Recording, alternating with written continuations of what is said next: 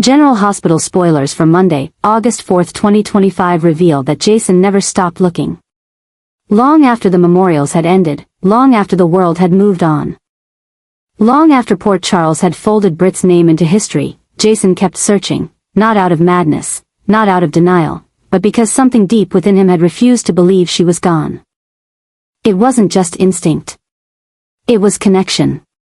Britt wasn't just another person he'd failed to save. She was different.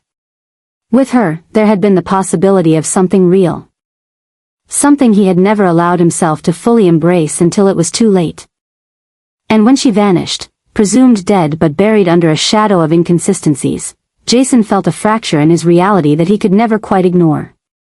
For months, he followed cold trails. Satellite images. Travel manifests. Offshore data logs. Dismissed autopsy records.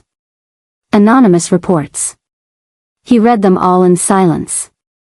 Sonny watched with growing concern, but none of their warnings could eclipse the quiet certainty gnawing at him, that Britt was not dead. Not really. Not yet. Now. That quiet certainty has erupted into something undeniable. Jason has found it. A sliver of truth.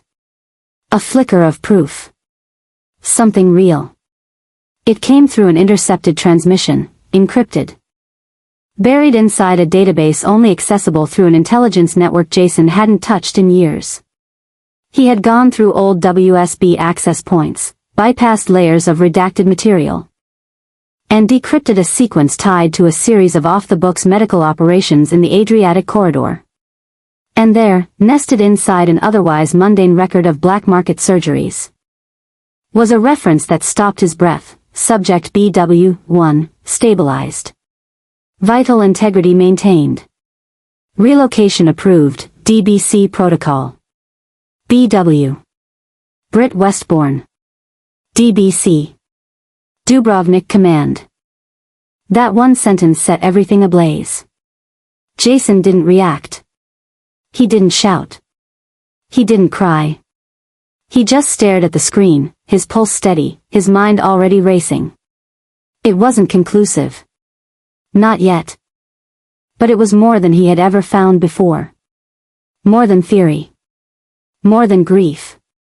It was data. Evidence. A digital fingerprint that suggested Britt's death had been staged, or worse, engineered. And then came the second blow. A surgical report extracted from a rogue hospital archive in Zurich, dated days after Britt's supposed death. The report detailed a rare genetic anomaly corrected during a high-risk cardiac procedure. The patient was female. Age matched. Blood type matched. DNA classification, WSB classified, locked. Redacted. Protected. The final line of the report chilled him. Patient assigned long-term observation protocol under European Transfer Authority. Destination, DBC, Dubrovnik. That was the confirmation. Jason wasn't chasing shadows anymore. He was chasing a truth that had been violently buried. Britt wasn't gone. She had been taken. Now, Port Charles is shifting under the weight of this revelation. Jason hasn't told anyone. Not yet. But those close to him feel it. His silence has changed. It's no longer heavy with sadness, it's vibrating with purpose. Liesl noticed it first. She saw the fire back in his eyes, the sharpness in his step. Carly asked him what he'd found, and when he didn't answer, she knew. He wasn't searching anymore. He was preparing. Jason's departure is imminent. He's going to Dubrovnik. But he's not going in quietly. His movements are being tracked, by enemies, by allies. Monica's will had hinted at this, her cryptic language about unfinished protection and retrieving what was lost. Jason now sees it clearly. Monica knew something. She couldn't speak it aloud. But she had left a trail, just like Britt had left a pulse. And now he was following both. Port Charles is reacting like a city on the edge of a natural disaster. Conversations are clipped. Departments are stalling records requests. Liesel, torn between agony and hope, is holding her breath. Carly is caught in the emotional tide, wanting to believe, but fearing what it might do to Jason if the trail ends in disappointment. Drew is panicking behind closed doors, his past ties to European programs now under scrutiny. And Sonny, ever the guardian of order, is preparing for the fallout he knows is coming, whether Britt is alive or not. Because either way, Jason is already changed. He is walking through Port Charles like a man possessed, not with anger, but with conviction.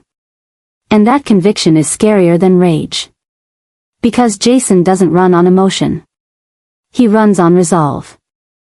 A final line between the life Jason once knew and the storm he's about to unleash. He's packing lightly. Weapons. Documents.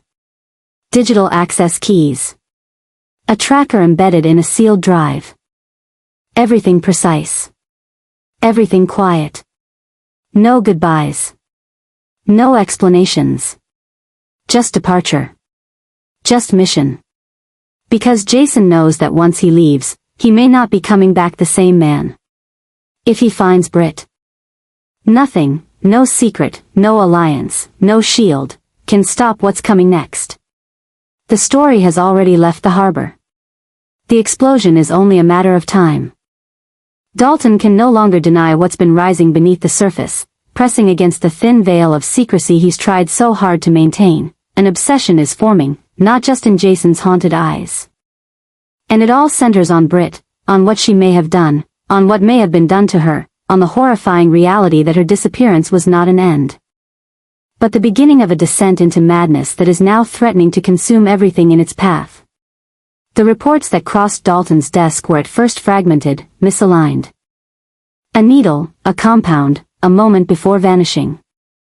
A synthetic neuroagent designed not to kill, but to erase, to fragment personality, to implant false neurological barriers, to convert any asset into a ghost within their own mind. And Britt, brilliant, emotional, unpredictable, was never meant to carry it. Which begs the question that Dalton now cannot shake: did she do it to herself? Or did someone do it to her? Then Dalton is facing something far worse, a conspiracy larger than he anticipated, a breach in the control structure that could collapse everything. And hovering over it all is Jason. No longer searching blindly, but moving with terrifying clarity toward the truth. Jason's journey to Dubrovnik is not a rescue mission. It is an incursion. A declaration that he intends to tear open the curtain Dalton has spent years holding shut. His silence has grown colder, more focused. He isn't asking permission. He isn't leaving room for negotiation. He is hunting, not for revenge, but for understanding, and in that understanding lies the death of every secret Dalton has guarded. Because if Jason discovers that Britt is alive and altered, or worse, that she was used, implanted with something designed to destroy or reshape her, then Dalton becomes not just exposed. She knows Jason is on the edge of something catastrophic and knows better than to try to stop him. Drew, already unstable, has started covering his tracks, suggesting that perhaps his own knowledge of the serum runs deeper than he's admitted. And Dalton, watching it all from behind mirrored glass and hollow assurances, can feel the walls pressing in. Britt, somewhere out there, may be a ticking time bomb. That serum in her veins, that injection in the final moments before she vanished, may have erased more than just her memories. Unarmed in every way but purpose. Dalton fears what he'll find, but more than that, he fears what he'll do when he finds it. If Britt is alive. If the trail ends in a grave soaked in lies and chemicals, Jason will light the fuse under every name, every structure, every institution that touched her fate. And if she's something in between, alive but altered, a weapon wrapped in human grief, then Jason will become something even Dalton cannot calculate. This isn't about recovering a lost woman anymore. It's about confronting the consequences of manipulation taken too far. Port Charles is boiling over with tension, and every breath taken in that town carries the heat of revelation. The serum was never meant for someone like Britt. And Jason was never meant to know it existed. But now both truths are colliding in real time. And Dalton is beginning to understand that no amount of influence, no force of wealth or rank, can withstand the fire that's coming. The obsession has taken root. The adjustment has gone too far.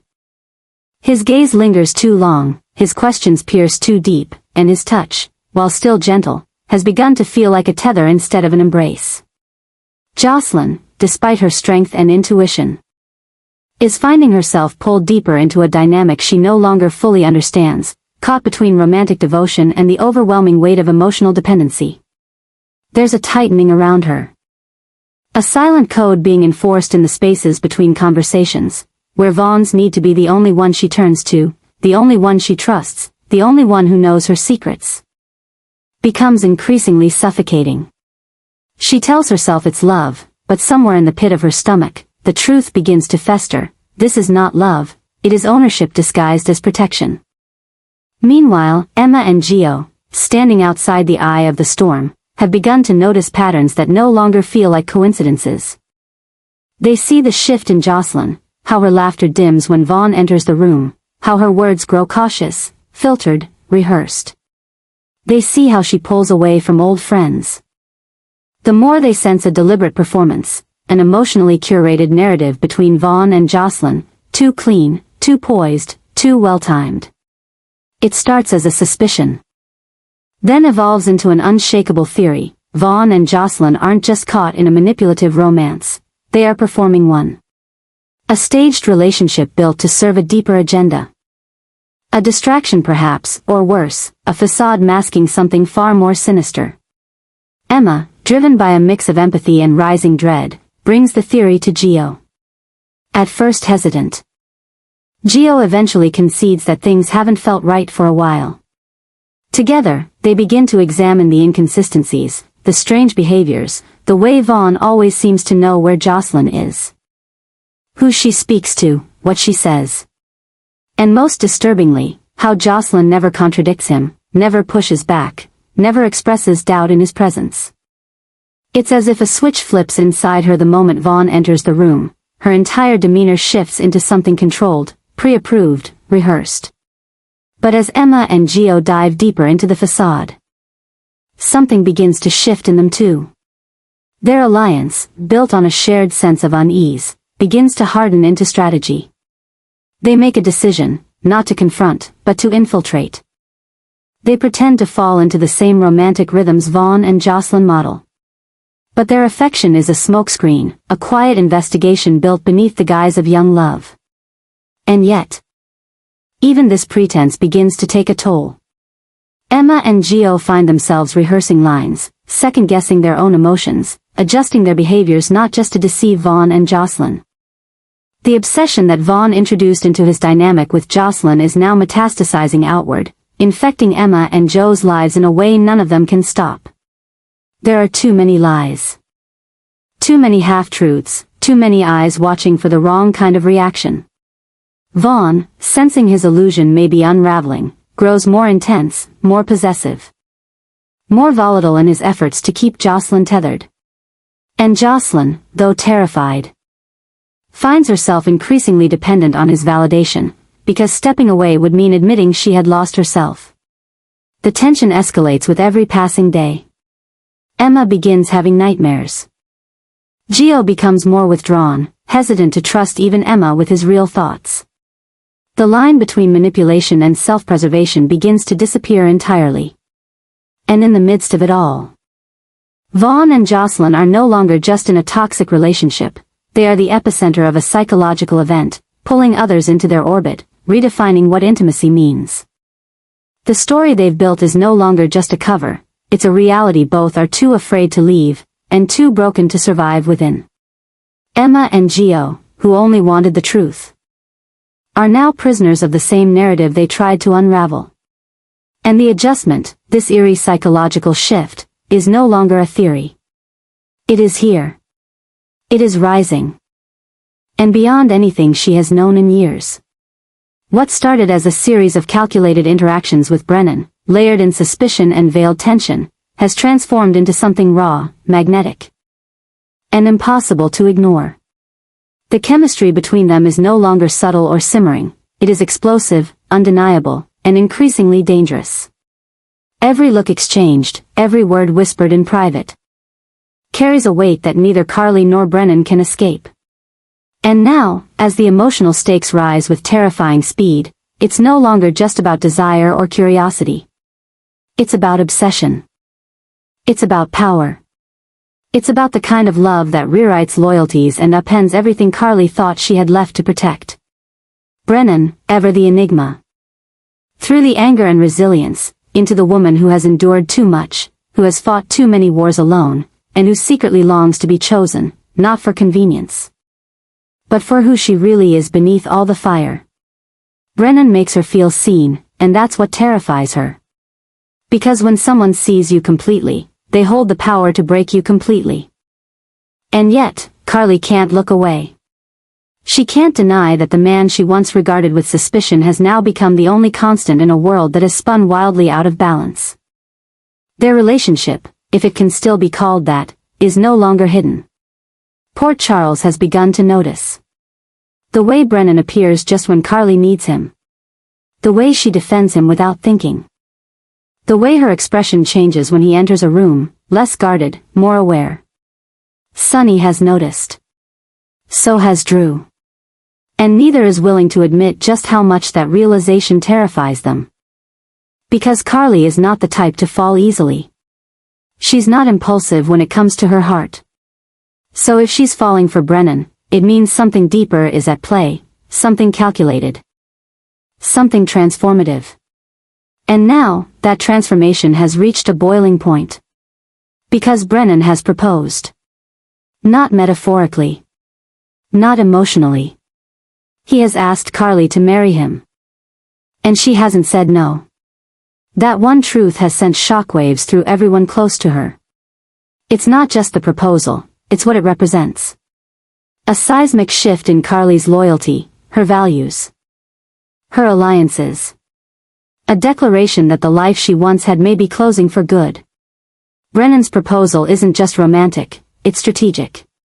He's offering her a future not just of love, but of power. Of protection.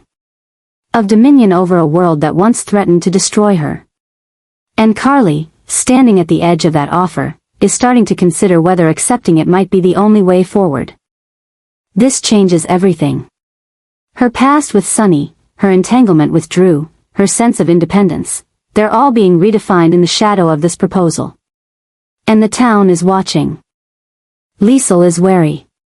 Ava is fascinated. Jason, wherever he is, will not remain silent for long. Because Brennan is not just any man. He is a force. A storm in a tailored suit. Carly can't shake the feeling that this may be the first decision she's making purely for herself. But there's a cost. Because the more entangled she becomes with Brennan, the more isolated she feels from the life she once knew. Her children, her family, her identity as the woman who always fought alone, these are now pieces of a life being rewritten. And Brennan. He makes her feel like the center of gravity in a world she no longer trusts, and that feeling is addictive. Now, as she holds the weight of his proposal in her hands, Carly finds herself facing the most important decision of her life. To accept would be to step into a future built on both love and risk, desire and danger. To decline would mean returning to a life defined by caution, by loss, by loneliness. Poor Charles is holding its breath. Because if Carly says yes, the ripple effects will be immediate and irreversible. Allies will turn. Enemies will rise. And the woman everyone thought they understood will become someone new, reborn in fire, love. How far is Carly willing to go to follow him into the fire?